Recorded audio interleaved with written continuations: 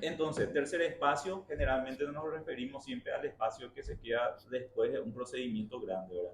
Cuando resecamos una tumoración grande, ¿verdad? Un tumor grande o algo, ¿verdad? Tejido, ya sea hernia, algunas veces se queda un espacio que puede juntar, acumular líquido y ese líquido puede infectarse, ¿verdad? La finalidad de la mayoría de los drenajes es evitar la infección, si es que colocamos ahora sí. Y en algunos casos donde ya es curativo, donde el proceso en sí involucra colocar un drenaje para que ese paciente expulse el resto de secreciones que se quedó ahí, ¿verdad? ¿Sí? Acá está, sistema de eliminación, de colección de diferentes órganos, ¿verdad? Tejido al exterior.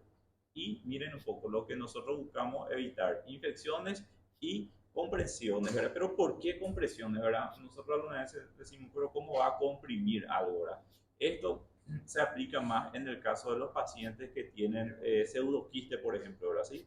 Saben ustedes que el pseudoquiste es grande, ¿verdad? Algunas veces puede comprimir otras estructuras del organismo, incluso una acumulación de púbera puede aumentar de tamaño, ¿verdad? El absceso subclínico y eso, entonces pueden aumentar y pueden comprimir estructura, ¿verdad? ¿Sí? Solamente que se aplica más en el caso de pseudoquiste, que es mucho mejor, ¿verdad? ¿Sí? Se le va por endoscopía, saca todo el líquido, se drena, se comunica con el estómago y terminó prácticamente el problema, ¿verdad? ¿Sí? Los líquidos, como les dije, el principal líquido que nosotros tratamos de sacar o que sacamos en estos procedimientos, ¿verdad?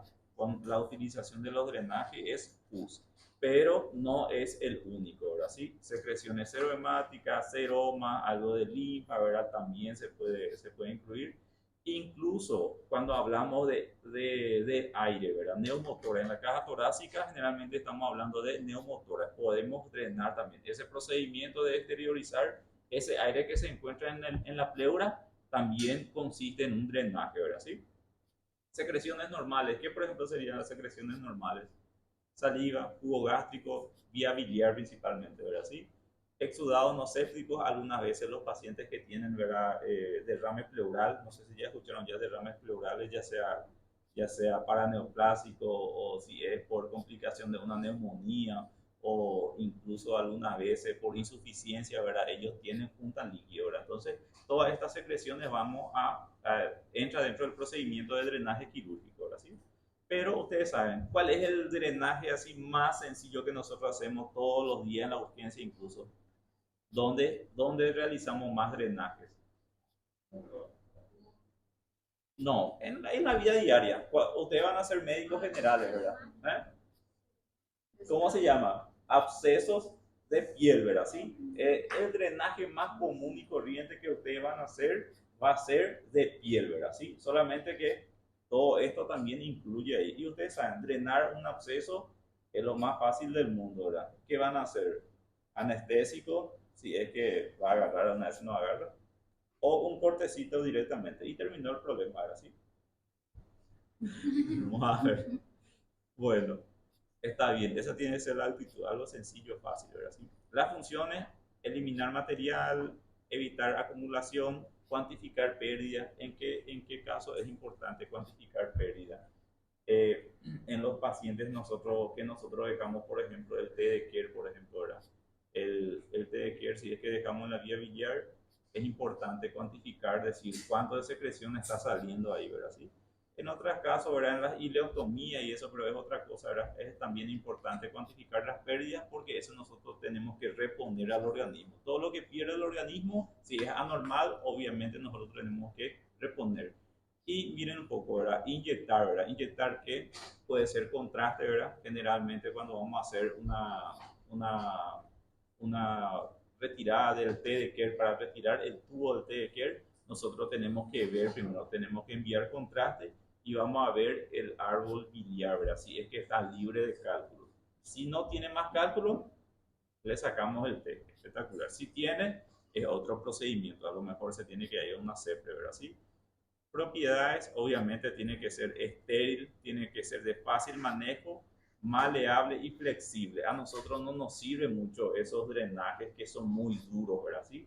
¿Por qué? Porque algunas veces si está en contacto con alguna estructura o con algún órgano, eso puede lesionar el órgano. También que puede provocar necrosis de la pared. ¿Dónde, por ejemplo? intestino, por ejemplo, si yo le coloco un tubo de drenaje y el tubo de drenaje no es específicamente para cavidad abdominal, es un tubo duro que se puede necrosar, o algunas veces las fenestras, que son los agujeritos que tienen los drenajes, que pueden traer por ejemplo, piplón, ¿verdad? Puede entrar y cuando vos le retiras, sale un pedazo ahí de la grasa del epiplón, ¿verdad? ¿Sí? Ocurre, algunas veces ocurre, ¿verdad? ¿Qué se hace? Le ligás, le cortás y metes otra vez ahí, ¿verdad? Y resta un poco ahí para que no pase nada, ¿verdad? ¿Sí? La mayoría de las veces no pasa nada, pero para cada procedimiento siempre nosotros vamos a tener un drenaje especial, ¿verdad? ¿Sí? Las indicaciones en sí, hay muchas indicaciones, ¿verdad? De los cuales nosotros siempre en cirugía general lo que nosotros más utilizamos es cavidades infectadas. ¿Cuáles son esos pacientes? Pacientes con peritonitis generalizada. Peritonitis generalizada, gente, siempre tiene que tener drenaje, ¿verdad? ¿Sí? Es imposible, yo le digo, ¿verdad? Por más que ustedes laven con 20, 30 litros de líquido, siempre se queda el resto de bacterias o el resto de secreción purulenta. Nunca sale todo el 100%.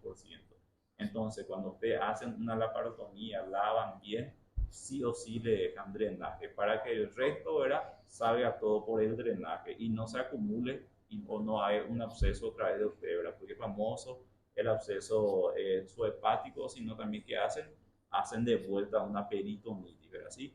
Entonces ustedes van a ver peritonitis, siempre incluso tiene dos drenajes, ¿verdad? ¿Sí? ¿Dónde se deja el drenaje? No van a saber todavía ese, ¿verdad? En los lugares más declive. ¿Cuál es el lugar más declive de la cavidad abdominal? ¿Cómo? Fondo de saco de Douglas, ¿sí? Siempre uno en fondo de saco de Douglas y otro en los parietos cólicos pueden dejar sin ningún problema, ¿sí? Debridamientos traumáticos, contaminados, pacientes ya traumatológicos, ¿verdad? Es un poco más difícil alguna vez ver drenaje en los pacientes traumatológicos, pero también se puede dejar, ¿verdad? ¿Sí? Clasificación. Hay dos tipos, ¿verdad? ¿Sí? Que van a ser los pasivos y que van a ser los activos. Cuando nosotros hablamos de pasivos, son los drenajes más sencillos, ¿verdad? ¿Cómo funcionan esos drenajes? Funcionan por capilaridad o por el tema de la gravedad, ¿sí? El paciente se levanta, ¿verdad? Por la presión intraabdominal, ellos sacan, ¿verdad? Es un tubito que le dejas para que salga toda la secreción, ¿verdad? Pero cuando nosotros hablamos de activos, ¿verdad? De los drenajes activos, nosotros estamos refiriendo ya a que un sistema va a succionar, ¿verdad? La secreción dentro de la cavidad, ¿verdad? ¿Sí? Y hay dos formas otra vez esto, ¿verdad? A baja presión, donde nosotros tenemos el Drenovac, ¿verdad? Y el Jackson Pratt, que son dos sistemas, y tenemos este que es el Pleurovac, ¿verdad? Sí, este es un sistema un poco más complejo que yo no voy a poder utilizar en cualquier lugar. Yo necesito una aspiración continua sí o sí, ¿verdad? Sí. ¿Dónde tengo eso? Terapia intermedia, terapia intensiva, ¿verdad? Sí, generalmente son los lugares, ¿verdad? En cualquier lugar difícilmente voy a poder utilizar, pero estos dos drenajes sí o sí voy a encontrar. Otra cosa que ustedes tienen que saber de esto es que los drenajes pasivos generalmente se dejan más en la parte donde está todo contaminado, ¿verdad? ¿Sí? En las heridas contaminadas, los procedimientos como por ejemplo una peritonitis, ¿verdad? ¿Sí? Un Penrose, ¿verdad? Que es más sencillito, se utiliza más en la piel, después de drenar un absceso, ¿verdad? ¿Sí? Un absceso le deja un Penrose y ahí está. ¿Está contaminado? Sí, está contaminado, ¿verdad? ¿Va a pasar algo? No va a pasar nada, pero va a eliminar todo. Sin embargo, si es que yo estoy hablando de los drenajes activos, la mayoría de las veces donde nosotros utilizamos esto son en cirugías limpias, donde yo no quiero que se contamine mi drenaje, ¿verdad? ¿Sí? ¿Por qué? Porque, por ejemplo, en un paciente que se hizo una dermolipectomía o una lipo, ¿verdad? ¿Sí? ¿Cuál es el drenaje que utilizan? Suele ser esto, ¿verdad? Que es el Drenovac, por ejemplo, ¿verdad? Puede infectarse, pueden contaminarse, lo ideal es que no se infecte, ¿verdad? Porque va a traer serias consecuencias de eso, ¿verdad?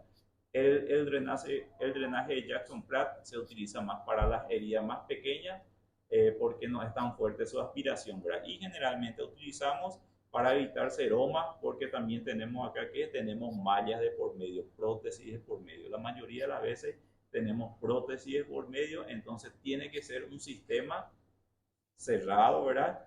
Y que no se infecte. Sin embargo, el Penrose yo voy a colocar, ¿verdad?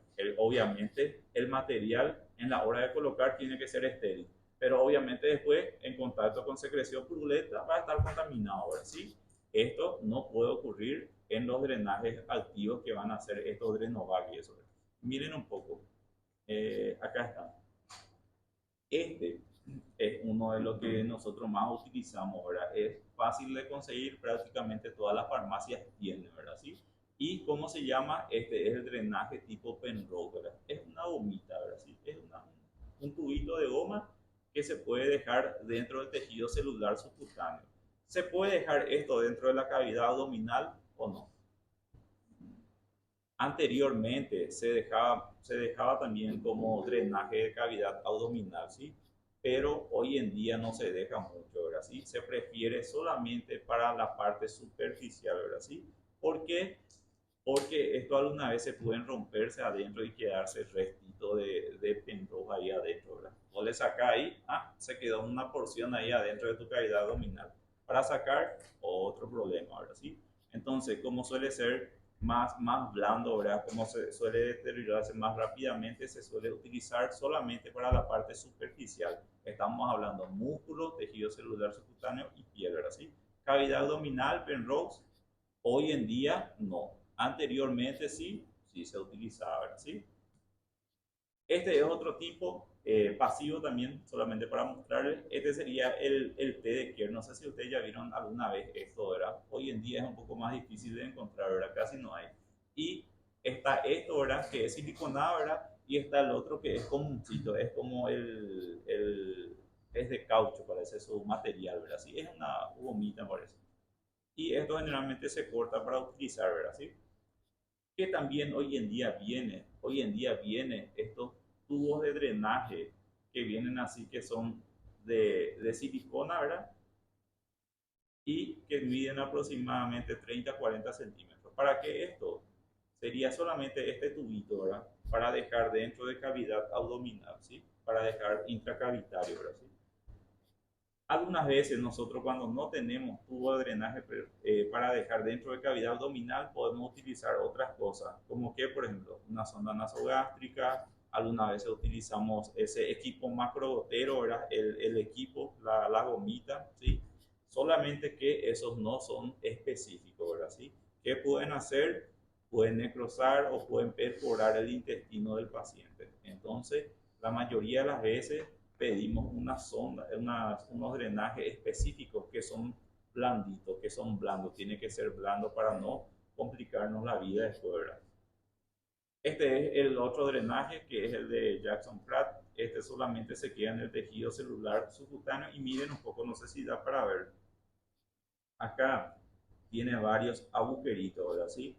¿Cómo se llama? ¿Cómo es la terminología médica para estos agujeritos? Porque ustedes no van a decir, agujerito, tiene muchos agujeritos, ¿verdad? Hasta dónde le introdujo. Estos se llaman fenestra, ¿verdad? ¿Sí? Estos se llaman fenestra. Entonces, cuando ustedes estén en el quirófano, ¿verdad? Ustedes tienen que decir, cuando ven acá, es un drenaje fenestrado, ¿verdad? ¿Sí? Son fenestras, ¿verdad? ¿Sí? No existe más esa terminología, no. Tiene muchos agujeritos, doctores. No, y la fenestra que se va adentro. La fenestra, esto tiene que irse adentro, ¿verdad? ¿Sí? Y otra cosa, esta fenestra no puede quedarse por fuera de piel porque automáticamente pierde su función que es aspiradora, ¿sí? Ahí ya no va a aspirar más. Esas cosas, por ejemplo, son importantes. Algunos tienen su medida hasta donde se puede introducir, ¿verdad? ¿Sí? La misma cosa, este es el sistema del Drenovac y también tiene su fenestrita acá, ¿verdad? ¿Sí? Hasta donde tiene, hasta acá tiene fenestra, ¿verdad? Todo esto, este trayecto va a aspirar, todo este trayecto va a succionar, ya sea sangre, pus, lo que sea, ¿verdad? ¿Sí? Superficial. Superficial. Superficial. ¿Cómo? Sí, superficial. Este generalmente se utiliza, vieron ya la dermolipectomía, ¿saben lo que es, verdad? ¿Sí? Dermolipectomía. Dermolipectomía es cuando se saca la grasa que sobra acá. Los pacientes así obesos que se queda así su piel colgando, estiran todo, cortan y bajan, ¿verdad? ¿Sí? ¿Qué va a hacer ese procedimiento? Hace que produzca mucho seroma. ¿Qué es el seroma? Es grasa líquida, ¿verdad? El seroma es el sudor de la grasa, parece, es grasa líquida. Entonces nosotros no debemos dejar de acumular esos seromas. ¿Por qué? Porque la nueva piel después no se va a pegar al músculo. ¿Y qué también puede pasar? Se puede infectar ese seroma. La mayoría de las veces, si es que yo no dreno, se puede infectar eso. Entonces es algo que puede complicar al paciente, puede complicar la cirugía en sí. Entonces sí o sí le colocamos esto, ¿verdad? ¿Sí? Y esto así, entra de fosa ilíaca y sale a la otra fosa ilíaca, ¿verdad? ¿Sí? De una fosa ilíaca a otra fosa ilíaca. Por ejemplo, acá el abdomen del paciente, ¿verdad? Supongamos que acá se hizo su cirugía, acá es el corte, más o menos una fanetis. Entonces, introduzco con este punzón acá en el tejido celular, entra, hace una vuelta por encima del ombligo y sale otra vez. Entonces, vienen en su sistema para que puedan hacer su aspiración ahí, ¿verdad? Entonces, prácticamente toda la pared abdominal está drenando, ¿verdad? ¿Sí? Solamente ladeando de todo, ¿verdad? Esse é o mesmo que Sinovac, é mesmo que Ortovac. Sí, hay muchos, É o que há mais componentes. Assim. así mismo, hay muchos, ¿cómo se llama? Hay muchas marcas comerciales, ¿verdad? ¿Sí? Y es la misma cosa. Espera que le voy a mostrar ese, ¿verdad? Acá está. A esto nosotros nos referimos Drenovac, ¿verdad? ¿Sí? Y cuando hablamos de Jackson Pratt, estamos hablando de esto que parece una perita, parece una pera, ese, ¿verdad? ¿Cuál es la diferencia?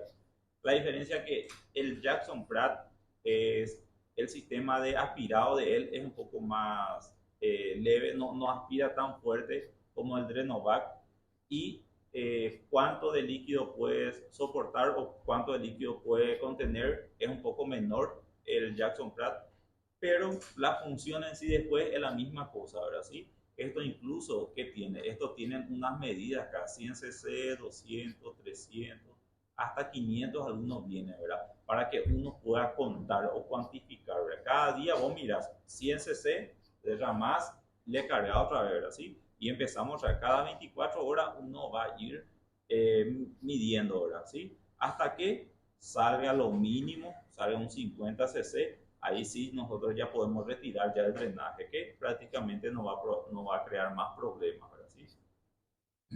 Bueno, esto nosotros utilizamos anteriormente, ¿verdad? ¿Sí? Yo en mi R1 he visto esto, ¿verdad? Después se salió de circulación, este es un drenaje pleural, ¿verdad? ¿Sí?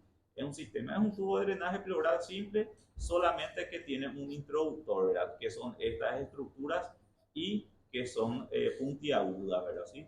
Entonces, hoy en día no van a ver prácticamente esta clase de introductores, ¿verdad? ¿Sí?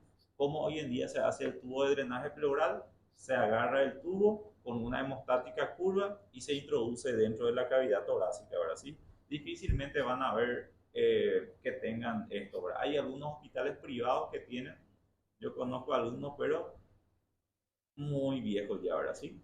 ¿Por qué no se utiliza más? Porque nosotros la mayoría de las veces, más allá en la residencia, ¿verdad? Hay médicos que están en proceso de aprendizaje, entonces meten un poco fuerte, ¿verdad? Y en vez de mejorar la situación, empeoran porque perforan el parénquima pulmonar, meten en el pulmón, ¿sí? Entonces, muy poco hoy en día, ¿verdad? ¿Sí? O tenés que ser muy, ya sos especialista, ya ahí sí puedes utilizar, ahí tener un poco más de cuidado, ¿verdad? Pero para los residentes no es tan bueno esto, ¿verdad? Porque la mayoría de las veces, incluso sin esto, ¿verdad? Hay algunas veces que nosotros nos complicamos que a la hora de introducir metemos dentro del parénquima pulmonar, ¿sí? Entonces, hoy en día se dejó de usar mucho por eso, ¿verdad? Doctor, en el caso de la parotomía, después de la cirugía se cierra y después se ubica No, la drenaje, se ubica ahí, entra, vos cuando abrís a un paciente, está abierto un paciente, ahí ya ubica todo su... lavas todo, ¿verdad? Una laparotomía por una apendicitis, por ejemplo, ¿verdad? Por una peritonitis. ¿Qué vas a hacer? La primera cosa, entras a cavidad, hay mucho líquido, hay mucha pus, aspira todo lo que puedas.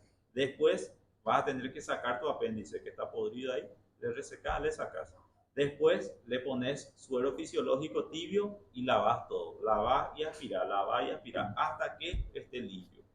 Después, cuando vas a cerrar, ahí vas a ubicar tu drenaje. Vas a colocar ya los drenajes antes de cerrar, porque no vas a poder hacer eso ahora. Vos con tu mano o con una aro tenés que llevar allá en el fondo del saco de Douglas, ahí mismo tiene que quedarse eso, no se tiene que mover, ¿sí?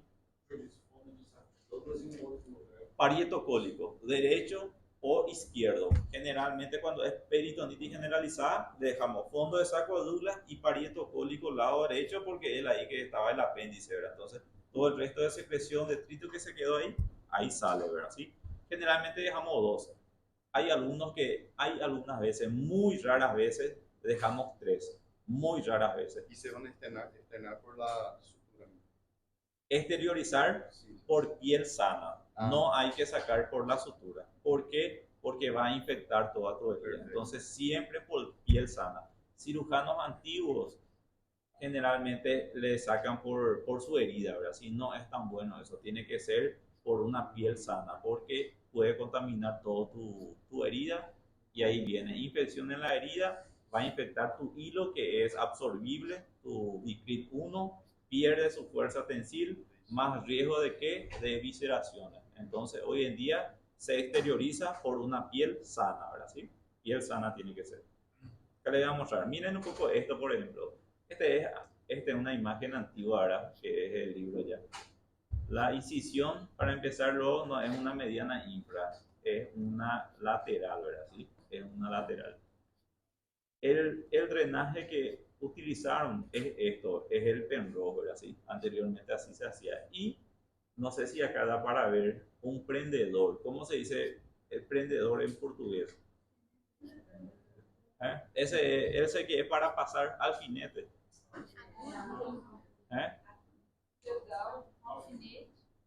Porque este es alfinete. ¿Sí? ¿Conocen el alfinete que utilizan las moditas, esas cosas? Es eso, ¿verdad? ¿Sí? Porque hace rato ellos entendieron mal. ¿Cómo se hace con este alfinete? Perforamos bien acá a la mitad, pasamos del otro lado y cerramos. ¿Por qué se hace eso? ¿Por qué se hace eso? Porque esto puede ser que entre todo dentro de la cavidad. Alguna vez el paciente se mueve mucho, ¿verdad? Como la mayor parte está interna, ¿verdad? Esto puede ser que entre. Y si es que llega a entrar, para sacar es el problema, ¿verdad? Sí, entonces, por más que sea Penrose o por más que sea tubitos siliconados que se dejan, siempre si es que va a dejarse así, siempre hay que fijar, ¿verdad? Con ¿cómo se llama? Con el alfinete, con el prendedor, o algunas veces nosotros hacemos puntos, suturamos acá la piel con la estructura en sí, ¿verdad? ¿Para qué? Para que no entre en nosotros, ¿verdad? ¿Sí? Bueno, ojo, este era antiguamente, ¿verdad? Utilizaban, como le dije, el Penrose para cavidad. Hoy en día se utilizan tubos circulares, ¿verdad? ¿Sí? Tubos grandes y largos. ¿Para qué? Para que no tengamos inconvenientes que se quede adentro un pedazo, ¿verdad? ¿Sí? Estos son superficiales, ¿verdad? Podemos dejar esto dentro de cavidad. Gente, podemos dejar, pero ¿qué pasa? Si vos dejas algo que está aspirando dentro de cavidad, hay un riesgo que esto aspire y se quede impactado ahí un pedacito de intestino, ahora sí. Y se aspira muy fuerte, ese pedacito de intestino puede necrosar incluso, ahora sí. Entonces, ustedes difícilmente van a ver un sistema de aspiración para cavidad abdominal dentro de cavidad que sea en aspiración. No se hace eso, ahora sí, por el riesgo de aspirar el tejido, ahora el intestino en sí. La mayoría de las veces siempre va a ser, puedo utilizar este tubo, sí, le mete ahí adentro y dejar afuera, ¿verdad? Nada de aspirar, ¿sí? Este otro sistema, la misma cosa que el Drenova, prácticamente solamente que es de otra marca, ¿verdad? Y está utilizando para una cirugía de cadera, ¿verdad? ¿Sí? Los traumatólogos también utilizan para qué? Para evitar que se acumule sangre, ¿verdad? ¿Sí? ¿Qué es lo que va a hacer la sangre si se acumula ahí?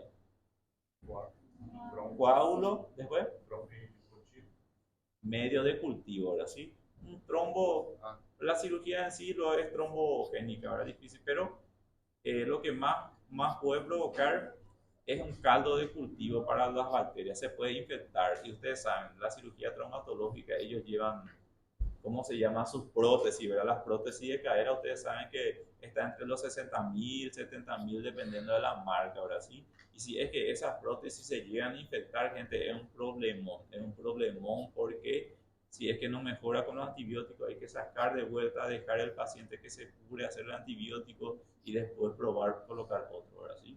Entonces, mucha plata en juego ahí, entonces no solamente por el dinero, por el paciente también, ¿verdad? Sí, se le puede morir el paciente con esto, ¿verdad? Materiales, sondas, este es algo básico, ¿verdad? Que nosotros yo creo que manejamos bastante bien esto, ¿verdad? La diferencia entre una sonda y un catéter, ¿verdad? ¿Sí? Sonda, que es una sonda, todo el material que va a ir dentro de la cavidad, ¿verdad? En el abdomen, en la sonda nasogástrica, todo lo que ustedes quieran, ¿verdad? ¿Sí? La definición de catéter nosotros dejamos para lo que nosotros vamos a introducir dentro de los vasos sanguíneos, ¿verdad? ¿Sí? Catéter entonces llamamos siempre a los que vamos a introducir dentro de los vasos sanguíneos, ¿verdad? ¿Sí? Y sonda en sí puede ser cualquier tipo de sonda y las funciones son varias, nasogástrica, vesical, orogástrica, rectal incluso, ¿verdad? Todas las sonditas, ¿sí? Y este es una de las sondas que nosotros más utilizamos ahora, ¿sí? Una de las sondas que más utilizamos. Estas son otro tipo de sondas. ¿Qué tipo de sondas son? Estas son algunas sondas vesicales, ¿verdad? Sonda gástrica en sí, ¿verdad? Y dependiendo del uso, dependiendo del tamaño, se puede utilizar también como una sonda rectal, esto, ¿verdad? ¿Sí? Dependiendo de los casos. Eh, Vesicales y uretrales, esto es el más comúncito, ¿verdad? ¿Sí? Sonda del Nelaton, ¿verdad? Son las más simples.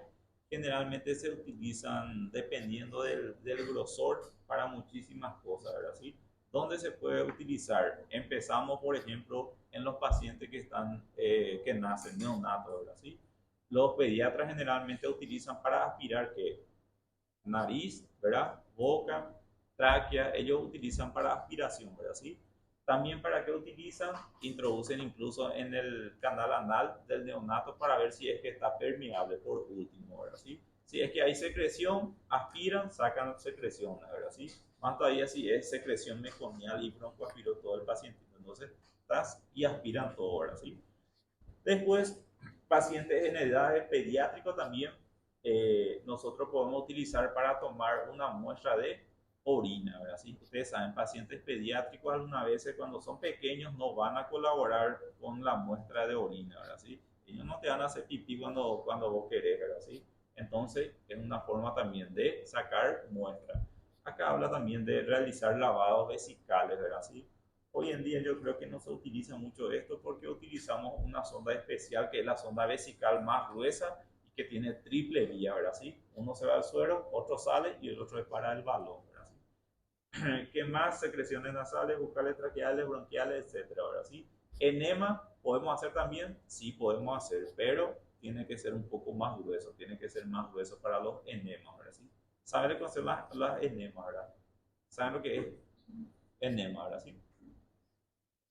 Eh, Esta sonda de Malekov o Peser, nosotros más conocemos esta sondita como una sonda de Peser, ¿sí? Eh, este es una sonda gruesa, bastante gruesa, se fija solo él, ¿verdad? Solamente que la forma de colocar, obviamente, tiene que ser con una cirugía, ¿verdad? ¿Sí? Así simple uno no puede colocar, sí o sí tiene que ser abierto y colocar la sonda, ¿verdad? ¿Sí? Y este, por ejemplo, es una sonda que nosotros podemos utilizar para una gastrostomía, ¿verdad? ¿Sí? Para colocar en el estómago del paciente y poder alimentarlo, ¿verdad? ¿Sí? ¿Es lo ideal? No es lo ideal, ¿verdad? ¿Por qué no es lo ideal? Por el material, ¿verdad? ¿Sí? El material es de caucho, reacciona un poco más, dura menos, ¿verdad? No dura tanto, pero el costo, ¿saben cuánto este está? Este está como 45.000 guaraníes por ahí, no sé, 30 reales por ahí, ¿sí? ¿Cuánto está una sonda de gastrostomía? El más lindo, 1.200 reales está, ¿verdad? ¿Sí? El más o menos 500, 700 reales. Y después viene esto, ¿verdad? ¿Sí? Entonces, si vos tenés un paciente que no va a tener esa condición económica para comprar, el PCR es lo ideal. Ese es lo que ustedes están buscando, ¿verdad? ¿Sí? Lo malo, como le dije, duración. 45, 2 meses y eso máximo, ahora sí. Sin embargo, esas sondas especiales que vienen para gastrostomía, ¿cuánto duran? 6 meses a 8 meses alguna vez, ¿verdad? La durabilidad Y es este mucho más, mayor. más ¿Ah? corto. ¿Cómo? ¿Y este cuánto? Este está, No, ¿cuántos meses? este es 2 meses máximo. 2 meses hay que sacar y cambiar después, ¿verdad? ¿Sí? Es más, solamente que es mucho más barato, ¿verdad? ¿Sí? Donde también anteriormente se usaba mucho en los pacientes que eran sometidos a procedimientos gástricos, ¿verdad? ¿Sí? La manga gástrica, lo que sea, ¿verdad? Entonces ellos le dejaban estos catéteres por ser gruesos, porque si es que filtra, todo se va hacia afuera, no va a provocar una infección adentro, ¿verdad? ¿Sí? Donde también se utilizaba mucho cirugías donde nosotros operamos abscesos renales, por ejemplo, ¿verdad? ¿Sí? El riñón todo infectado, abrían, sacaban la secreción purulenta, limpiaban y le dejaban ese catéter ahí, ¿verdad? ¿Sí? Para eliminar el resto. Y algunas veces, ¿qué pasaba?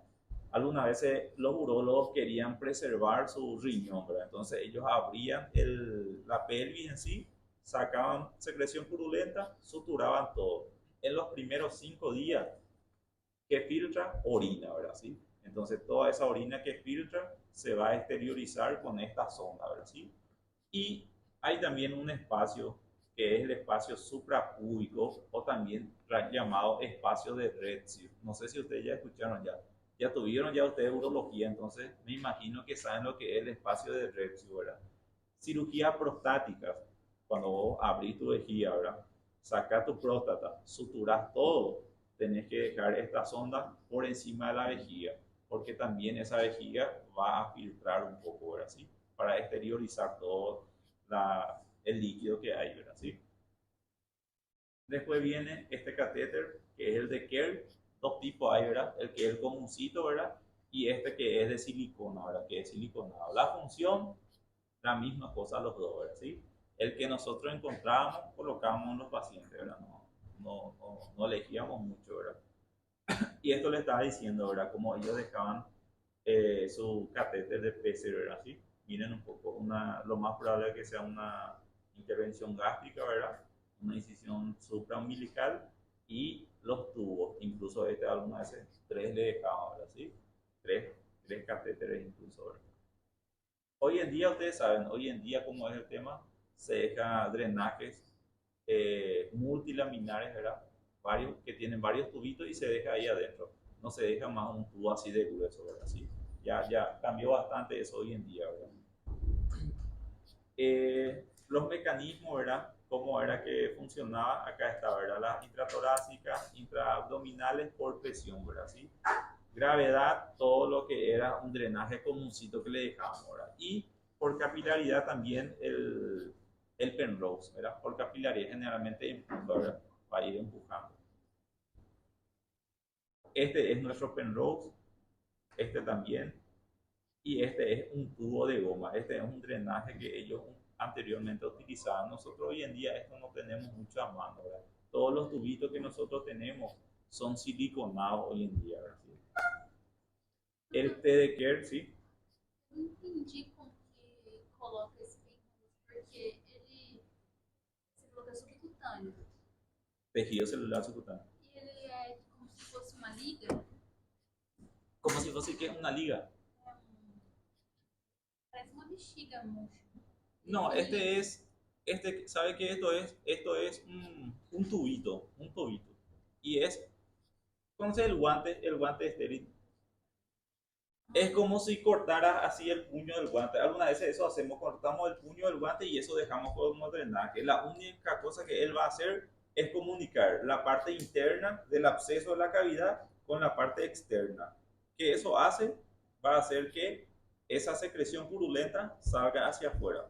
Eso no es por capilaridad, se llama eso. ¿Sí? No es muy difícil. Vos cortás acá a un paciente, ¿verdad? Abrís acá un absceso, por ejemplo, ¿verdad? ¿Y qué haces? Acá ese mismo introducí acá, en el tejido celular introducí, adentro, ¿sí? Y acá sutura un punto por lo menos sutura eso. Es solamente para dejar ahí en la herida. Tu herida ya está así, le dejas ahí y dejas afuera. Es para exteriorizar, para ayudar a que salga más rápido nomás. No hay mucho secreto. Es prácticamente meter en la herida eso, ¿verdad? Es un absceso así grande, cortar en el medio, saca toda la pus que pueda y le introducir adentro tu open rose. Solamente eso. Pero eso también es que apunta a la piedra sana o se puede. No, en el caso del tejido infectado, no, ¿verdad? En el caso de abscesos, en la piel abscesos, no hace falta. Ahí mismo nomás de abocar.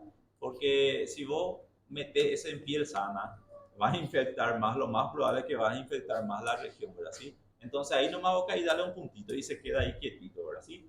¿Cuántos días dejo esto? Si es piel, 4 o 5 días ya es más que suficiente, ¿verdad? ¿Sí? Si es dentro de cavidad abdominal, lo mínimo, si es que quiero sacar toda secreción purulenta, tiene que ser 7 días, ¿sí? Porque se cree que en los 7 días este drenaje ya va a ser ya un camino, va a ser un epitelio, ya va a cubrir ya la cavidad hasta la parte externa. Entonces, 7 días yo puedo sacar ya, si es una peritonitis, ¿verdad? ¿Sí? Pero si yo le dejé a un paciente, le operé de una vesícula, le dejé un drenaje cavitario, porque yo tengo miedo que junte o que sangre el paciente, ¿sí? Si es con la finalidad de ver si para evitar sangrado o para esterilizar el sangrado, las primeras 24, 72 horas yo puedo sacar ya, ¿verdad? ¿Por qué? Por la finalidad, que era la finalidad ver si es que estaba sangrando. Si no sangra, bueno, le saca y terminó. Pero si es secreción purulenta, es otra cosa, hay que dejarle más tiempo, ¿verdad? ¿Sí? Hoy en día hay algunos que dicen 5 días ya le puedo retirar ya, pero depende mucho de cada cirujano. 7 días es lo que usamos más, ¿sí? Y después viene este té de Kerr, ¿verdad? ¿Sí? Hoy en día yo no sé si ustedes bien, yo no sé si ustedes van a ver más estas cosas, ¿verdad? Porque salió realmente mucho de circulación esto. Hoy en día no se hace más esto, ¿verdad? Todos tienen acceso a CEPRE. La mayoría de los pacientes se van a ir a CEPRE, ¿verdad? ¿Sí? ¿En quiénes se va a dejar esto? En los pacientes donde se le hizo su CEPRE y la piedra, el cálculo fue muy grande y no se pudo extraer, por ejemplo, ¿verdad? Ahí sí va a tener que abrir todas esas cosas y dejar un TEC, ¿verdad? ¿Sí? Pero es algo excepcional. Yo no sé si ustedes ya vieron, pero es bastante sencillo también la colocación, no hay mucho secreto en esto, ¿verdad? ¿Sí? Apertura de nuestro coléoco, le sacamos el cálculo que estaba adentro y le introducimos este té de Kerr, ¿verdad? ¿Sí? ¿Cuál es la finalidad de este té de Kerr? La finalidad del té de Kerr es que la vía biliar sea drenado, sea sacado toda la bilis que está produciendo, ¿verdad? ¿Sí? ¿Qué va a hacer esto? Va a hacer que se cure bien, ¿verdad? Que se pueda curar bien nuestro conducto, el colédoco, y generalmente este té que nosotros vemos acá hace que la porción que nosotros suturamos no haga estenosis, no cierre, ¿verdad? ¿Sí? No cierre. ¿Y cómo funciona esto? ¿Cuántos días yo dejo mi té de Kerr? El té de Kerr se deja 30 días, ¿verdad? ¿Sí? Si yo le opero a un paciente que tiene una colangitis por un cálculo en el colédoco, ¿verdad? ¿Sí? Supongamos que acá estaba el cálculo. Se operó, se dejó 5 días, el paciente está bien, normalizó la parte del hepatograma, se le envía a su casa con una bolsita acá al lado, este lado, para cuantificar, para ver cuánto de secreción está saliendo. Cuando vuelve, tenés un número, un mes de procedimiento, le llamás. ¿Qué le hacemos a ese paciente? Le introducimos contraste en el té, ¿verdad? Le introducimos un contraste hidrosoluble y nos vamos en radiografía con ello. ¿Para qué? Para que se haga una placa, ¿verdad? Una radiografía que yo tengo que ver ahí, yo tengo que ver que esté bien teñido mi vía biliar, ¿sí? Si yo veo que tiene un calculito, que sobró un calculito, ¿qué hacemos? Nada, nos tranquilizamos, vemos un lugar para una endoscopía que sí o sí tiene que sacarse por endoscopía ese cálculo, ¿verdad? Ya que no se sacó por la vía abierta, no se pudo sacar. Y el paciente puede esperar. ¿Por qué puede esperar? Porque la vía biliar está ya drenada, ¿verdad? ¿Sí? Pero si esta vía biliar no estuviese drenado, ahí es el problema, porque el paciente va a hacer una colangitis, ¿verdad? ¿Sí? Incluso acá, por ejemplo, si el doctor Chaparro y eso no encuentran lugar para enviar al paciente a Asunción y están ya con paciente con colangitis, lo más probable es que le van a abrir le van a abrir el colédoco y le van a intentar sacar el cálculo por el colédoco, ¿verdad? ¿Sí? Yo creo que el año pasado, este año, luego ellos hicieron un procedimiento hacia una señora, ¿verdad? ¿Sí? Era otro caso, ¿verdad? Ese creo que no precisó dejar el T-Care. Asimismo le cerraron porque su vía biliar era muy gruesa, era muy grande, entonces riesgo de estenosis no había. Entonces le sacaron todo y le cerraron normalmente, ¿verdad? ¿Sí? Pero bueno, ¿cómo se saca esto? ¿Cómo vamos a hacer para sacar? Gente, solamente estirar. Estirar con una presión hasta que sentís se suelta algo ahí, ¿verdad? ¿Sí? Hasta que esto, como es todo de goma, ¿verdad? Al estirar mucho, esto tras sale de ahí, ¿verdad? Duele, duele un poco. Molesta, molesta también, ¿verdad? Pero es una de las formas más seguras de sacar. No existe un procedimiento por endoscopía, es solo ir estirando de a poco, hasta que se viene. Terminó el problema ahí, ¿verdad? ¿Por qué? Porque se va a quedar una pequeña herida en el colédoco, pero en el transcurso de los días, 5 o 6 días, esto se cierra todo, ¿verdad? ¿Sí? Y como ya se hizo ya un caminito acá, ya está todo epitelizado ahora, desde el colédoco hasta la piel, el resto que sale acá de secreción de bilis, ¿verdad? Va a salir un poco, unos 2 3 días acá. Y después todo esto se va a ir cerrando, ¿verdad? Se va a ir cerrando y acá también se cierra. Ojo, eso sí es que no hay un cálculo residual. Si es que hay un cálculo y vos le sacás esto, nos fuimos a la B, ¿sí? Nos fuimos a la B porque esto va a obstruir, el paciente va a hacer otra vez una ictericia o si no va a empezar a salir mucho líquido, ¿verdad? ¿Sí? Cuánto de bilis a lo mejor uno va a producir? ¿Cuánto de lo normal que se produzca bilis en 24 horas? ¿El hígado cuánto produce? 800 a 1200 de bilis, ¿verdad? ¿Sí? Si vos ves que en los 30 días tu paciente viene con 20 o algunas veces 10 cc, algunas veces 10 cc o algunas veces 5 cc, 5 cc de bilis, ¿qué quiere decir eso? Que aparentemente todo está bien, que toda la bilis está pasando acá, todo está pasando acá. Prácticamente nada nos está saliendo acá, entonces eso es bueno. Pero si va a los un mes, recibí un paciente y ve que su bolsita, ¿cuánto sale? Y doctora, ayer salió como 1 litro. Eso, por ejemplo, tiene que llamarte ya la atención. ¿Qué quiere decir? Que está obstruido acá, que no funciona y que toda la bilis prácticamente está saliendo por acá. ¿Sí? Entonces, hay cosas que nos ayudan a predecir esas cosas, ¿verdad? ¿Sí? Muy bien. Y retiramos, terminó el problema, el paciente prácticamente se cura, si no hay cálculo. Hay posibilidad de que después se formen cálculos en la vía biliar principal. ¿Qué dice en cirugía el doctor Chaparro? Sí. ¿Cómo se llama eso? Eso, cálculo residual. ¿A partir de cuándo se considera residual y a partir de cuánto es un cálculo de nuevo? 2 años. Menos de 2 años de su cirugía, de su procedimiento, es un cálculo residual.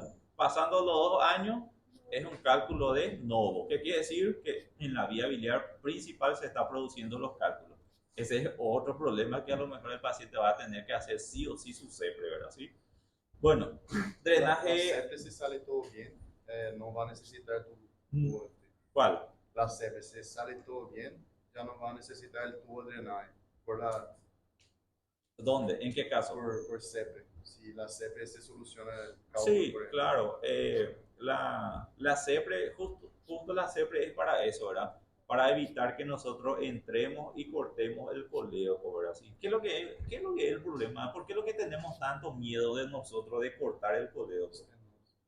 La estenosis, gente, ¿verdad? Y la estenosis para los pacientes, infelizmente, es como un cáncer, ¿verdad? ¿Sí? La mayoría de las veces ellos no se curan de eso.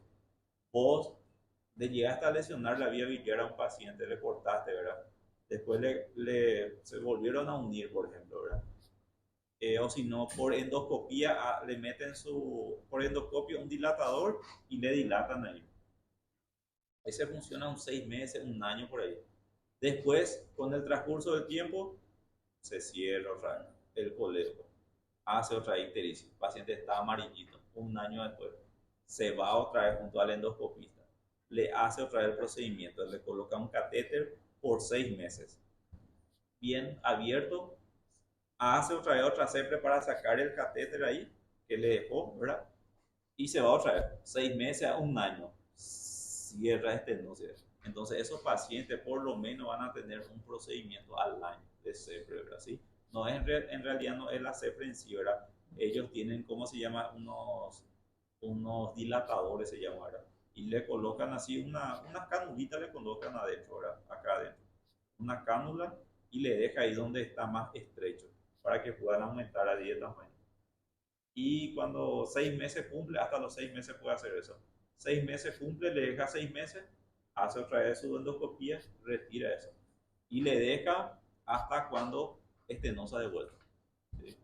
Y el costo también es alto. Y el costo, estamos hablando mínimo 1 millón, 2,5 millones a veces hace acá la CEPRE, ¿verdad? Pero si es que vas a tener en cuenta estos dilatadores, sube un poco más. Entonces esto le sale unos 3,5 por ahí al paciente por procedimiento. Y está bien si vos pagas un 3,5 millones y te curas ya, ¿verdad? No necesitas más nada. Pero estos pacientes la mayoría de las veces una vez al año, ¿verdad? Yo conozco a una señora que cada año se hace, ¿verdad? ¿Sí? Y no quiere ni ver ni escuchar el apellido del cirujano, ¿verdad? ¿Sí? No quiere saber nada del cirujano, ¿verdad? Me condenó el cirujano. Hasta ahora no quiere ni ver, ¿verdad? Son cosas que ocurren, ¿verdad? Pero bueno, hay que tener cuidado por eso, ¿verdad? ¿Sí? Es un poco jodido toda la parte de la vía biliar, ¿sí? Eso sí, no se muere, ¿verdad? La última vez hace cuestión de 15 días, por ahí nosotros tuvimos un caso de óbito en Concepción, ¿verdad? Un paciente con lesión de vía biliar, cirugía laparoscópica, no sé qué lesionaron, se fue en Asunción 15 días después, falleció el paciente, ¿verdad? ¿Sí? Ese es los procedimientos en el mejor de los casos. Peor de los casos, los pacientes se mueren, ¿verdad? ¿Sí? Sepsis, le llegan a matar eso. Muy bien. Drenaje aspirativo, un poco más complicado, hablas. Para mí no parece más complicado, ahora sí, pero bueno. Pero es un poco mejor por un lado, ¿por qué? Porque él está aspirando continuamente, ¿verdad? ¿Sí? Está aspirando continuamente. Y el sistema que nosotros tenemos es esto, ¿verdad? El Drenovac o Hemovac, algunas veces también se le llama, ¿verdad? ¿Sí? Es un acordeoncito, ¿verdad? ¿Sí? ¿Cómo se dice acordeón en portugués? Tipo una sanfonita, ¿verdad? ¿Sí? Es así, ¿verdad? Uno generalmente presiona, tas, y después le conecta estos dos, ¿verdad? ¿Sí? Cuando le conectas y le soltas, automáticamente aspira, ¿verdad? ¿Sí? Bueno, miren un poco esto, ¿verdad? Este es el de Jackson Pratt, ¿verdad? ¿Sí? Como le dije, no sé si ustedes dan, para mí queda para ver ahí, ¿verdad? Miren un poco el borde de esta herida, ¿sí? Este paciente lo más probable es que se operó de una hernia, ¿verdad? ¿Sí? De una hernia. Y ustedes ven la diferencia de coloración acá. Acá marca una diferencia de coloración. ¿Qué pasó ahí?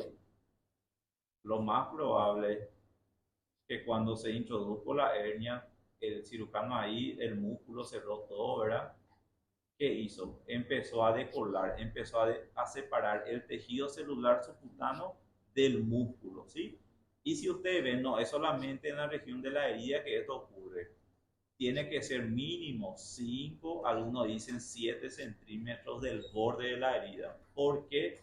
Para colocar nuestra prótesis. Toda esta zona abajo de la piel, del tejido celular, lo más probable es que se encuentre la prótesis, ¿verdad? Que se encuentre la prótesis, la malla de polipropileno, ¿sí?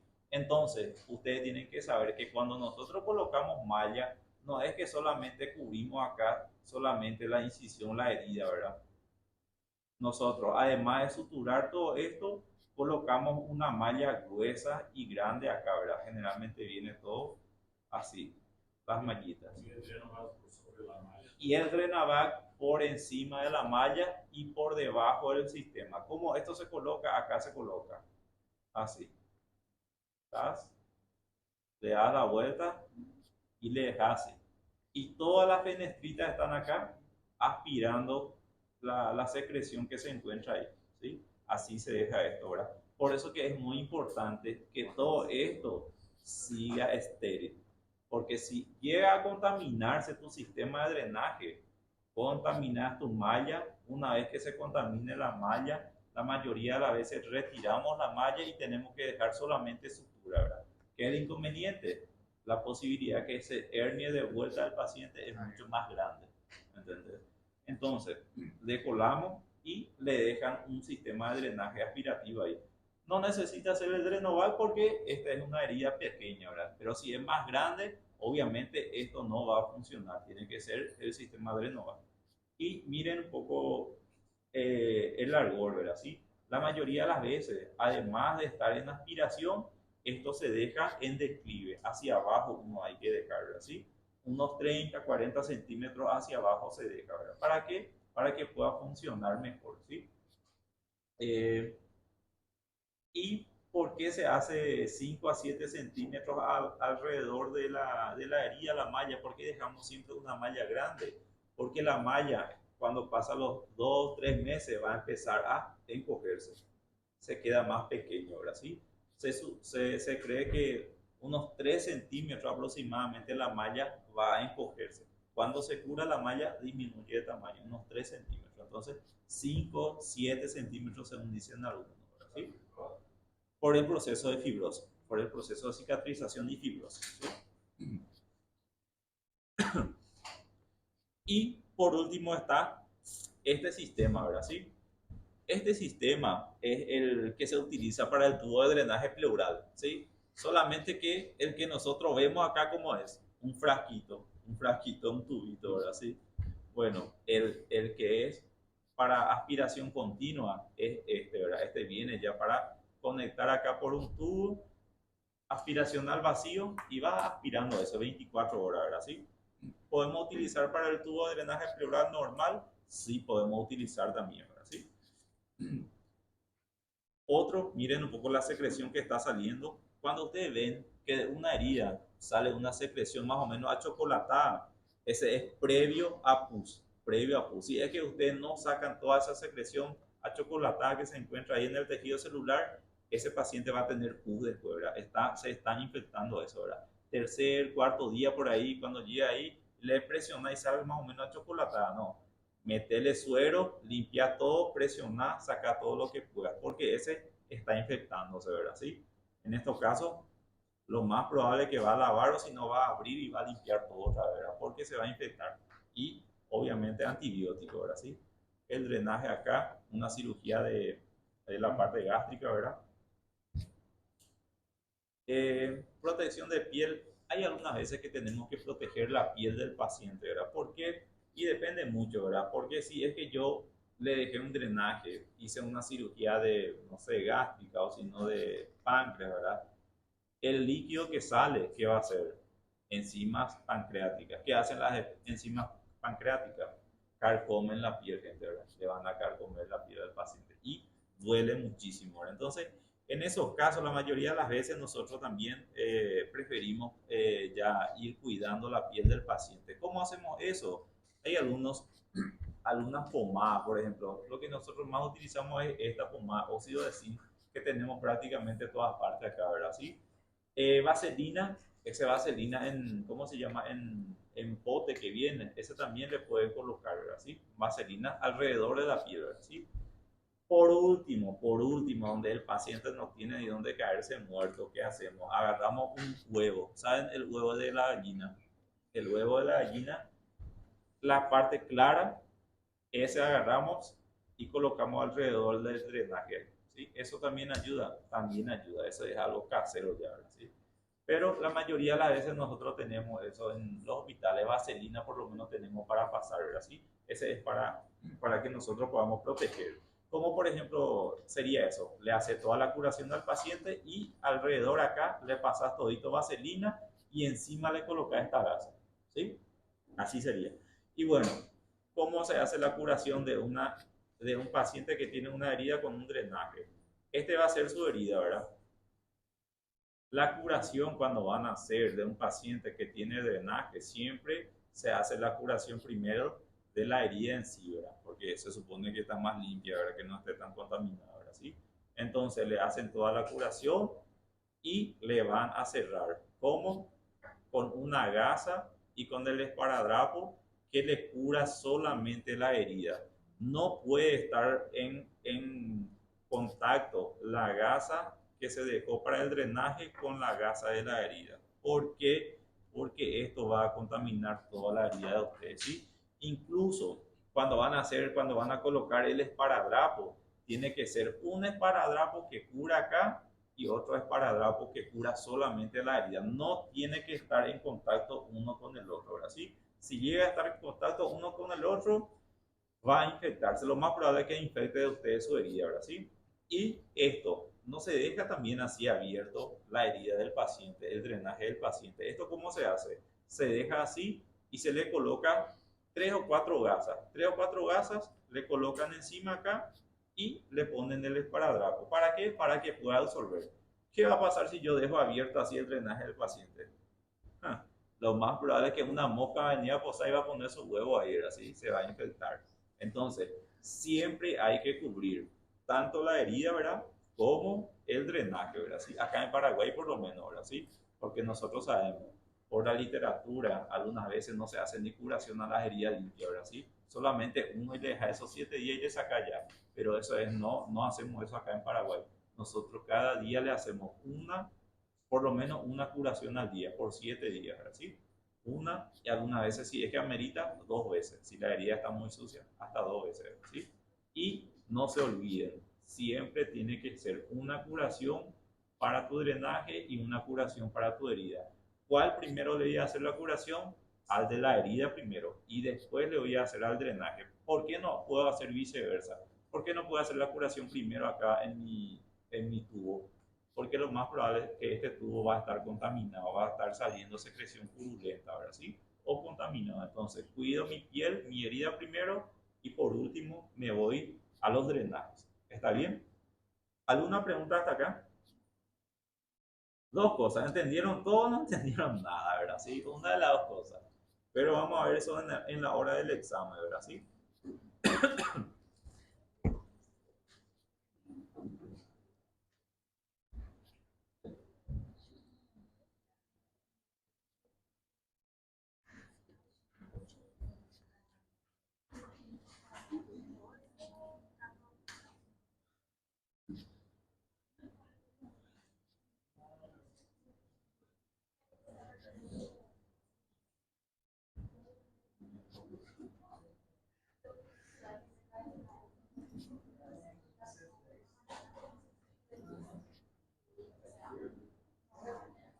María Pavili, Natalia Vigna.